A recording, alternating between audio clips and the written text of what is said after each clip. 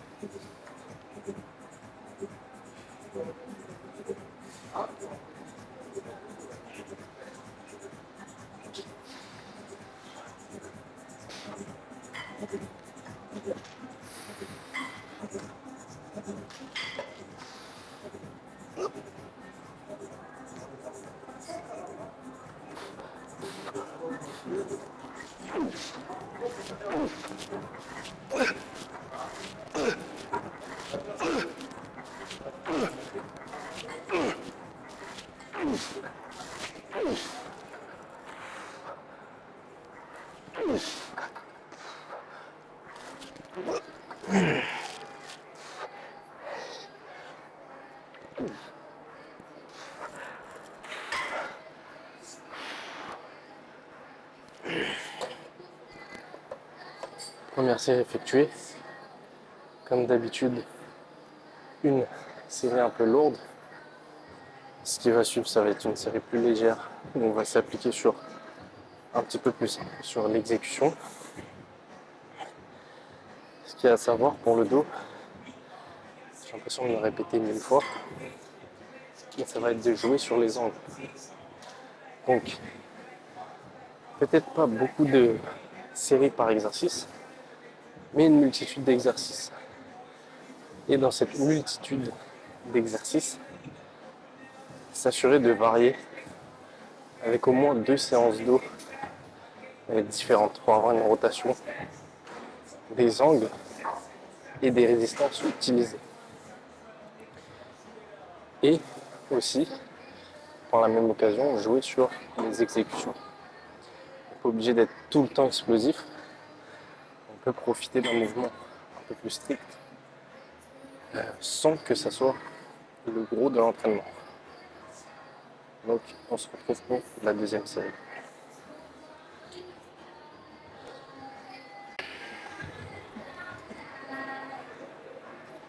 Donc deuxième série et dernière, un peu plus explosive, un peu plus contrôlée par nous, un peu plus de répétitions.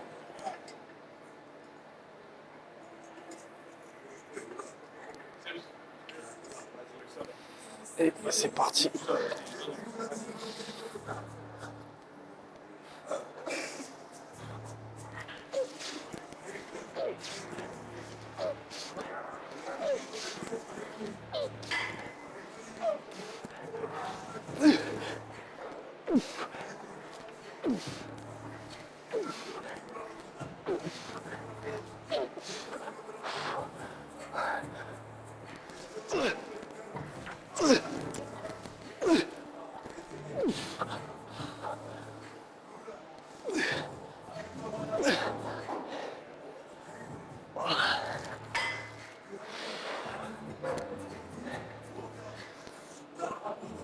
Deux séries effectuées, on se retrouve pour des barres.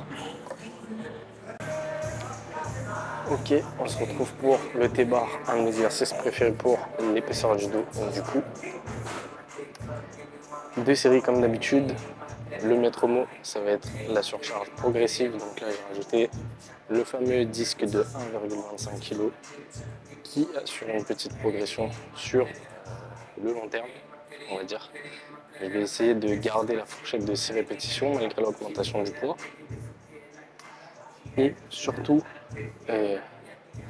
une chose que je vois de plus en plus et qu'on remarque avec, avec mon collègue, c'est que souvent on va avoir des exécutions sur les rowing ou sur les tirages beaucoup plus sur les rowing, pardon, j'ai du mal à m'exprimer, qui vont essayer de cibler à tout prix les dorsaux. Donc les rowing, par définition, le mouvement, ça va forcément plus miser sur les trapèzes. En fait, l'angle n'est pas optimal, quoi qu'on le dise, pour les dorsaux. Donc ça sert à rien de vouloir à tout prix pardon, cibler ces dorsaux sur des rowings, ça va pas le faire. Donc si vous voulez des dorsaux de tirage verticaux, si vous voulez des trapèzes rowing, passe. Voilà, c'est parti pour la première série.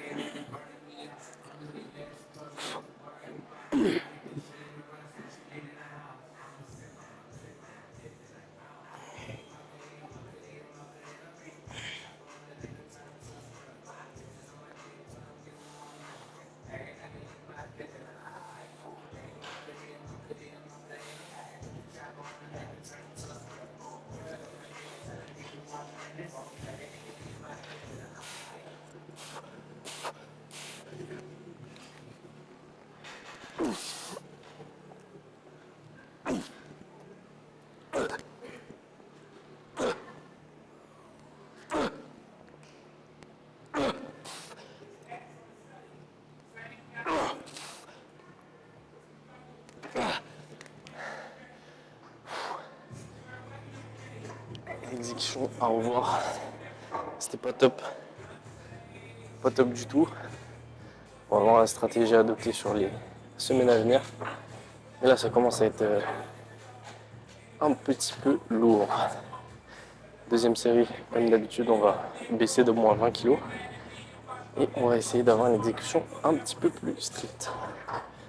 Donc voilà pour cette histoire de rowing, de tirage vertical. N'essayez pas de vous compliquer la vie. Un tirage vertical, c'est un tirage vertical. Un rowing, c'est un rowing. Vous mettez des rowings, des tirages verticaux, vous allez développer l'ensemble du dos. Comme je vous l'ai dit, le maître mot, c'est de varier les angles et varier les types de résistance. Donc poulie, haltère, machine. Et voilà. Partie deuxième et dernière série. Cette fois-ci, on va essayer de plus s'appliquer sur l'exécution. Un bon décrochage et surtout bien ramener les épaules. Et l'outil indispensable, les sangles. Parce que quoi qu'on en dise, pour 99,9%, ça va être la sangle qui sera limitante sur la plupart des exercices. Ça va être la poigne, pardon. Qu'est-ce que je raconte? La putain de poigne. C'est parti.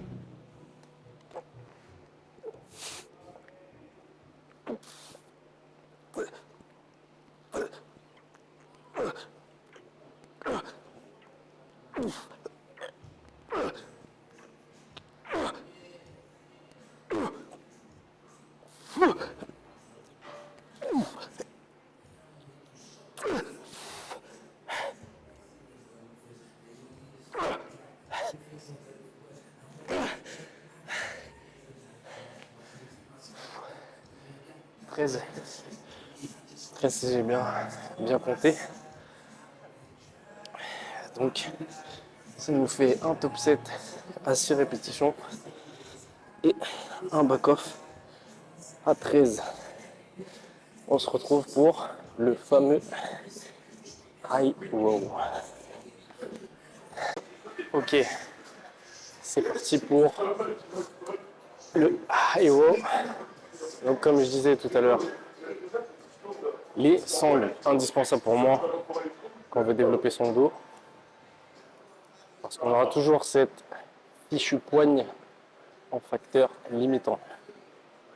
Donc, peut-être pas sur toutes ces séries, mais en tout cas, sur ces séries les plus lourdes, pour moi, c'est indispensable.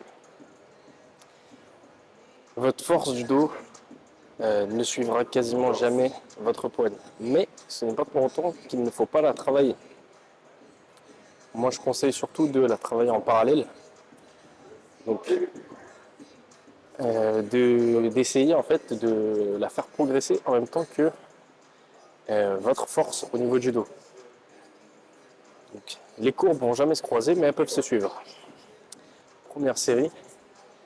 On va voir si cette machine va bouger, comme celle qui n'est pas fixée dans l'autre salle.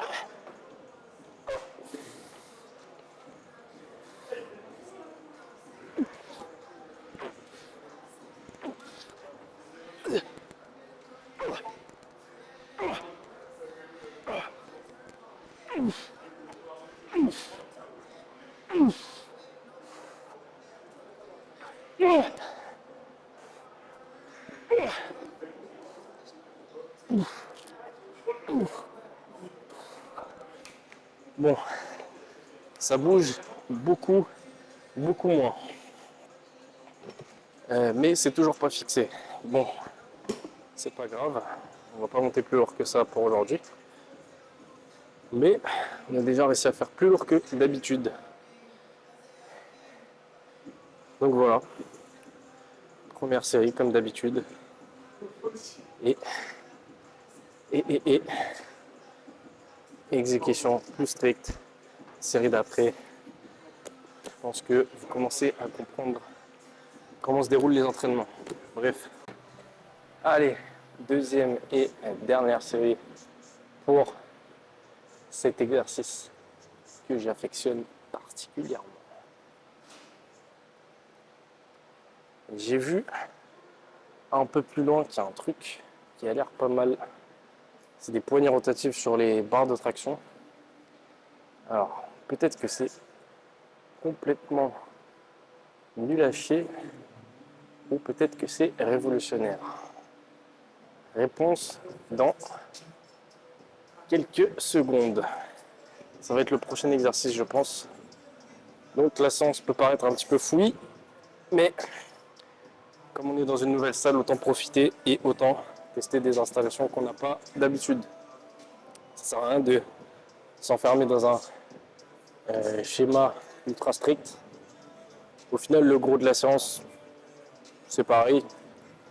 Et du moment que l'effort est dans la fourchette de répétition qu'on voulait, c'est le principal.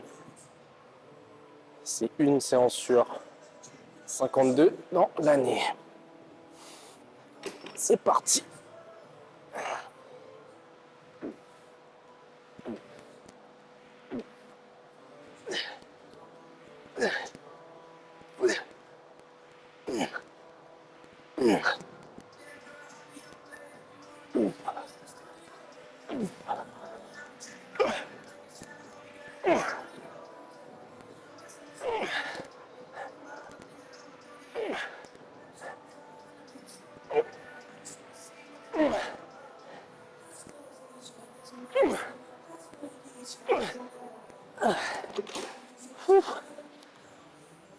Deuxième série, faites, comme j'aime bien le dire, profitez des amplitudes partielles à la fin de vos séries. Ça va vous permettre de rajouter quoi, 1%, 2%, 3%, 5%, on s'en fiche, de travail sur le muscle, les muscles concernés. Je vais me répéter, mais le dos, c'est un ensemble de muscles complexes. Pas complexe, mais je dirais c'est un gros groupe musculaire. Donc forcément, il va falloir le tabasser en lourd, sous tous les angles possibles. C'est pour ça que si vous avez la chance d'avoir, je dirais, un choix sur les machines, profitez. Sachez qu'il y a des salles où, malheureusement, il n'y a pas le choix. Vous avez un pauvre rowing avec un stack de poids minable. Donc pensez aux autres et variez votre entraînement. On se retrouve pour les tractions poignées rotatives. Donc on se retrouve pour les fameuses tractions poignées rotatives. Pas d'avis pour l'instant, on va leur donner leur chance. Le petit truc qui est intéressant, c'est que l'avantage sur la prise supination, c'est qu'on peut accentuer, enfin, on va pouvoir un peu plus contracter le muscle, les muscles du dos, et à contrario, en pronation, on va pouvoir étirer un petit peu plus. Dans la théorie, l'avantage, ça serait d'avoir la prise pronation pendant qu'on étire et la prise supination pendant qu'on contracte. Maintenant, est-ce que c'est vraiment ça? Est-ce que c'est si bien que ça? On va voir ça tout de suite.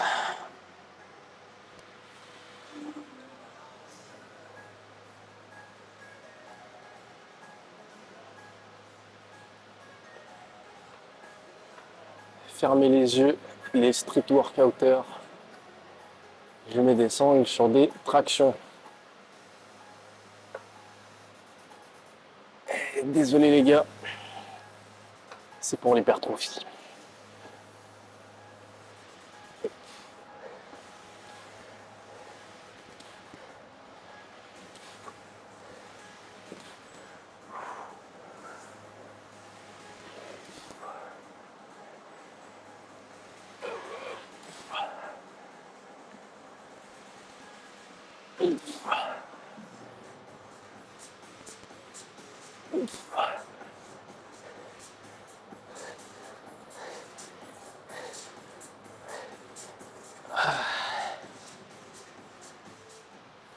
Bon, c'est pas si mal que ça. Par contre, ridicule le nombre de répétitions. L'excuse, ça va être tous les exercices dos effectués avant. Et le seul bémol, ça va être la hauteur.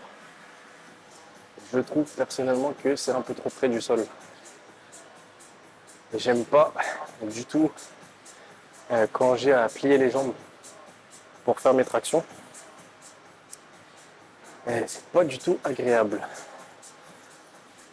Encore une série. Ouais, on va donner sa chance. Encore une série. Et on part sur un exercice dos différent. C'est parti pour la dernière série de traction au poignet rotative. On va leur donner une dernière chance, mais je pense pas que ça va intégrer la routine.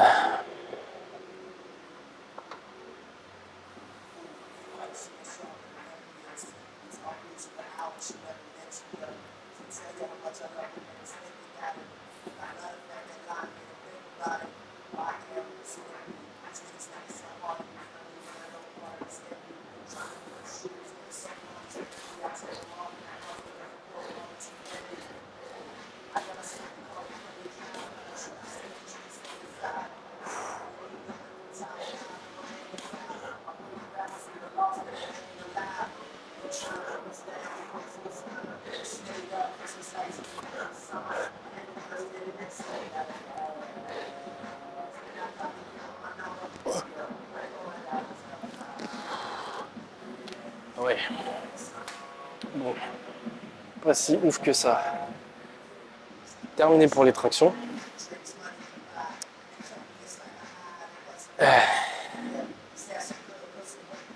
On se retrouve pour une série de je ne sais quoi. On se retrouve pour une machine multifonction. Squat, fente, squat, soulevé de terre, rowing, shrug. De base, c'est une machine à shrug. Et après, ce qu'on en fait, bah, c'est selon les envies. Mais toute une variété d'exercices possibles. Là, je vais essayer un rowing. J'en profite parce que d'habitude, je ne l'ai pas. Donc, comme j'ai dit, aujourd'hui, c'est séance test. C'est parti, première série. On va voir si c'est assez lourd.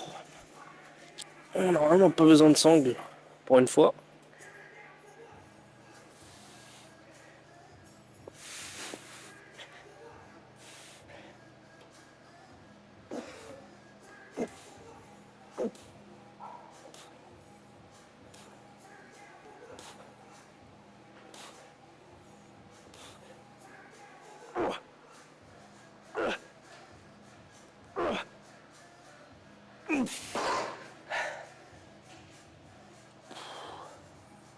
Pas ouf.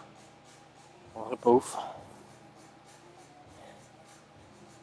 juste une deuxième série pour lui donner sa chance, mais j'ai pas trop kiffé. On termine par un rowing poulie, prise largeur d'épaule. C'était pas la meilleure séance d'eau possible. On a testé différentes machines. Je pense que biceps ça va être sympa vu qu'il y a une machine curl pupitre.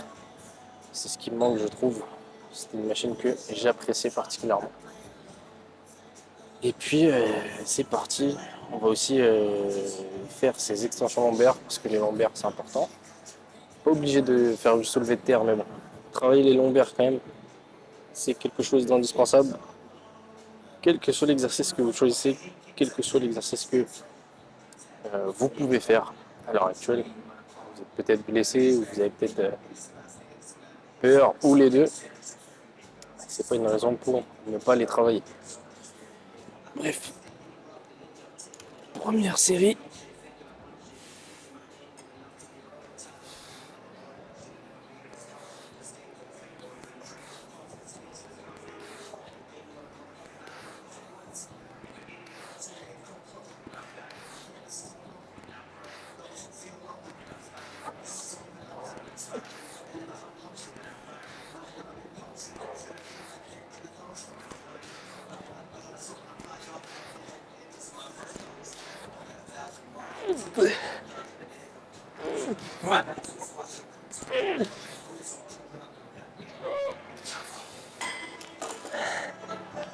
C'est parti pour extension lombaire. C'est parti pour les séries d'extension lombaire. Donc on peut varier les exécutions pour mettre un peu plus de focus sur ischio, sur lombaire. C'est juste qu'on va essayer de mettre en position de faiblesse, ou du moins de ne pas mettre en position de force certains muscles pour mettre l'accent sur les autres. Mettre l'accent sur les autres, pardon.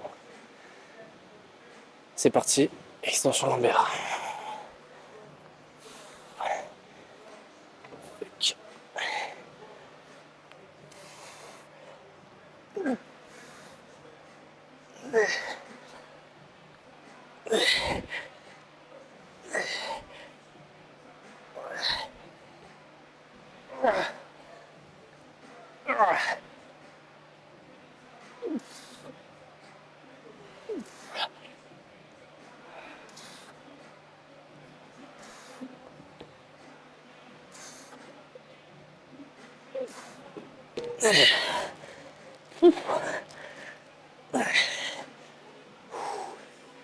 Première série effectuée.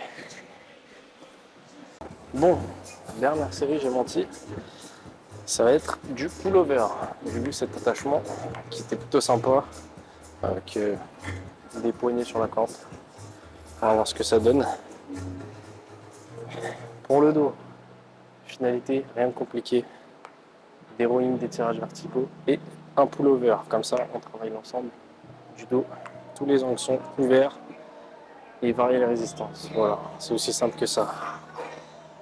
N'essayez pas de vous compliquer la vie à essayer de trouver des exécutions farfelues, des angles avec 40 000 études qui prouvent l'activation à 90% du grand dorsal. Je pense que la plupart des gens en ont rien à foutre. Je vais revenir dessus juste après, mais comme j'ai dit, ceux qui essayent de vendre des méthodes un peu tirées par les cheveux, c'est souvent ce qui fonctionne le plus. Donc dire qu'on a la méthode révolutionnaire, mais malheureusement, en termes d'entraînement, on n'a rien inventé. Depuis les années 60-70, on n'a pas eu d'avancée. Les physiques ne se sont pas améliorés, à mon goût. C'est quand même un petit peu, il y a eu beaucoup plus de masse, mais je veux dire qu'il n'y a pas eu de grande avancée en termes d'entraînement. On a tendu vers le haute intensité, mais c'est pas pour ça que c'était révolutionnaire. Bref, première série, on discute de ça après.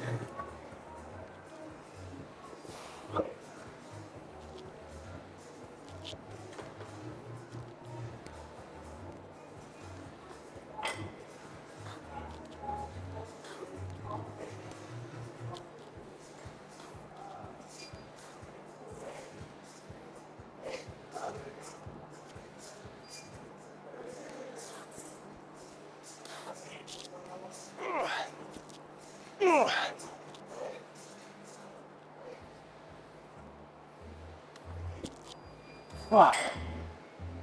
Et bah, vraiment pas mal pour une fois. Il y aura une deuxième série. C'est parti, deuxième et dernière série.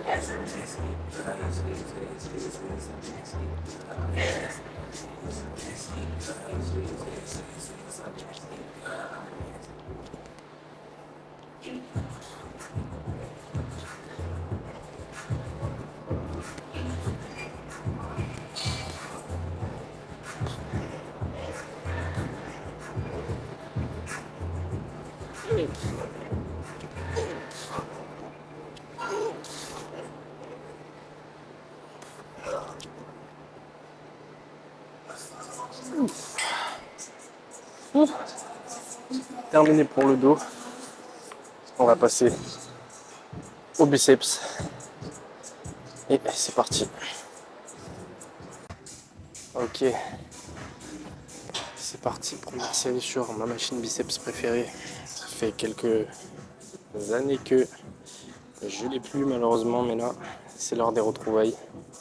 Simple, efficace, pépite machine. Comme je vous disais tout à l'heure, le fameux Mike Menzer.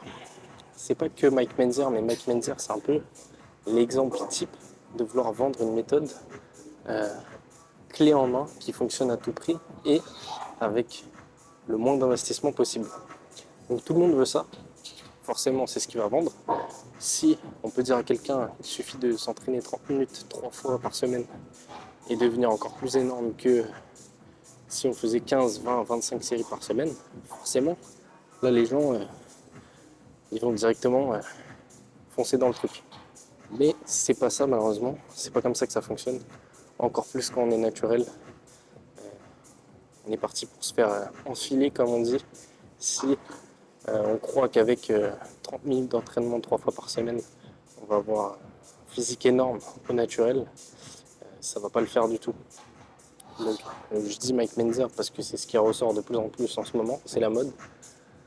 Mais il y a plein d'autres méthodes comme ça qui sont, je dirais, extrêmes. Et plus on va dans les extrêmes, plus apparemment c'est ce qui fonctionne. Mais la réalité, elle est beaucoup plus tempérée. C'est beaucoup plus simple que ça. Il suffit juste de s'entraîner constamment longtemps avec le fameux principe de surcharge progressive. Donc au naturel, ce qui prime, ça va être la force sur un nombre, une fourchette de répétitions assez conséquente. Donc ça ne sera pas des RM, mais ça sera entre 5 et 30 répétitions.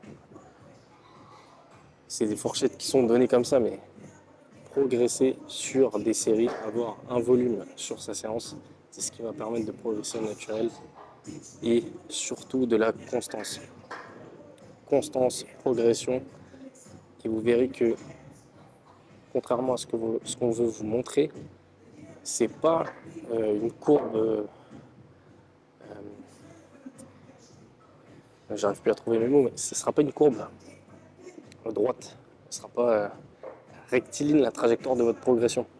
Ça va être en dents de scie, mais ce qui compte, comme je l'ai dit, c'est la constance. Donc mettez-vous des objectifs petits, donc des choses qui sont atteignables en semaine par exemple, et vous verrez que en cochant ces petits objectifs, en validant ces petits objectifs, vous allez arriver petit à petit, sans vraiment le sentir, à votre objectif final.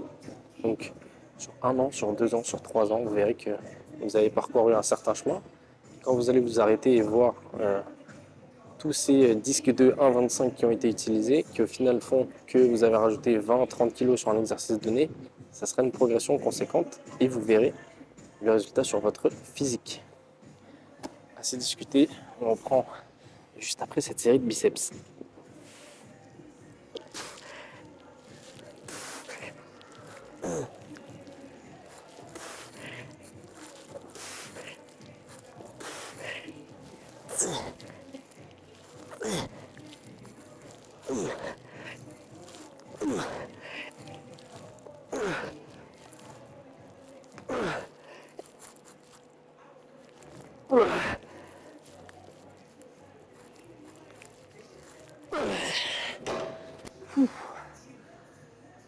Première série effectuée, on va en faire 2-3 je pense, et on va changer d'exercice.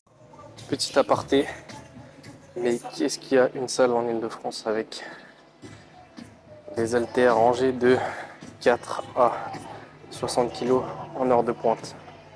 Qui a ça? Personnellement, j'ai jamais vu ça. Propre, beau taf les gars. C'est parti, deuxième série. Donc qu'est-ce qu'il y a comme autre trend dans ce moment? J'ai vu passer que la morpho-anatomie c'était surcoté. Apparemment, morpho-anatomie c'est plus d'actualité. De la vie et Gundil, c'est plus d'actualité.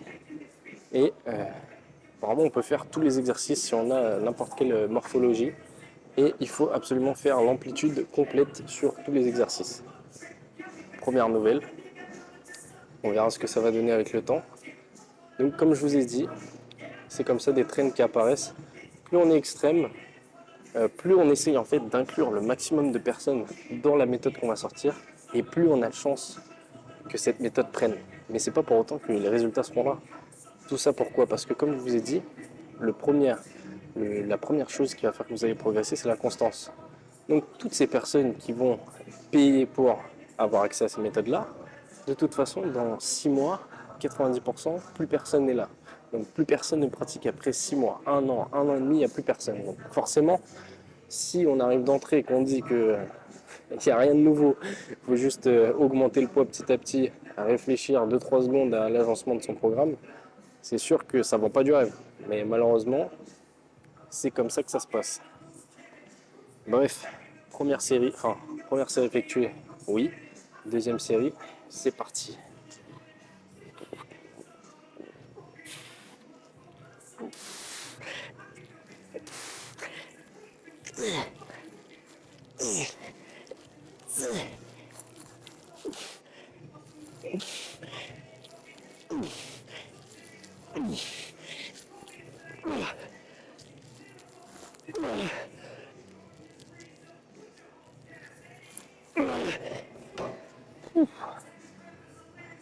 Ok, deuxième série effectuée. Je pense qu'on va faire une série un petit peu plus légère.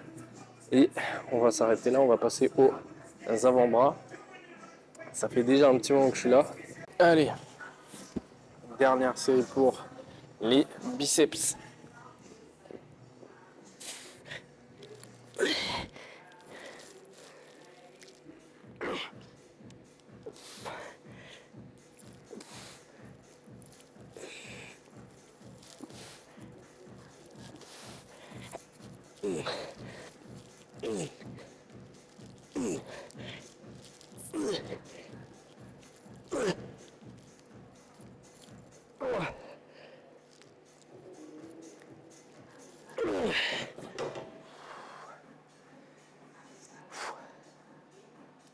C'est parti avant-bras.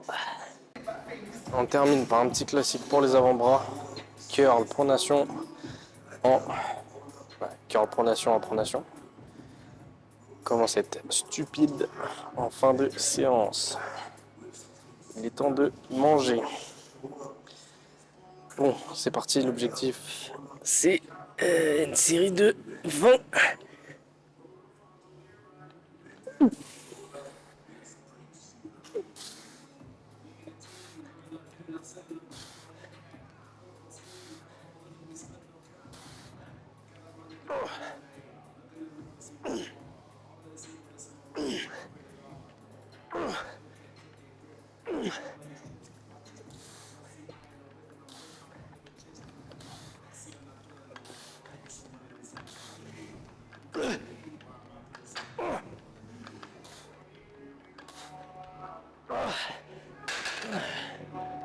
Petit peu de triche sur la fin. Ça ne mange pas de pain. Bon, ça va être tout pour la séance. On va se quitter là-dessus parce que de toute façon, je crois que j'ai plus de batterie. Mais le fin mot de cette histoire, c'est si c'est trop beau sur le papier, c'est que c'est sûrement faux. Pour progresser, c'est long, c'est lent, ça demande de l'investissement, ça demande de la constance et c'est tout simplement. Et les mecs qui vont venir vous rigoler au nez parce que vous cherchez à optimiser tel ou tel paramètre en vous disant ouais, pas besoin de se prendre la tête, et bah fuck off, comme disent les Anglais. Si tu as envie d'optimiser tous les paramètres, vas-y. De toute façon, ça va être que bénéfique. Donc, bonne chance à toi. Tu vas progresser. Et puis, souvent, le mec qui va te dire faut faire une approche à la cool, faut juste faire quelques séances comme ça, bah, fuck.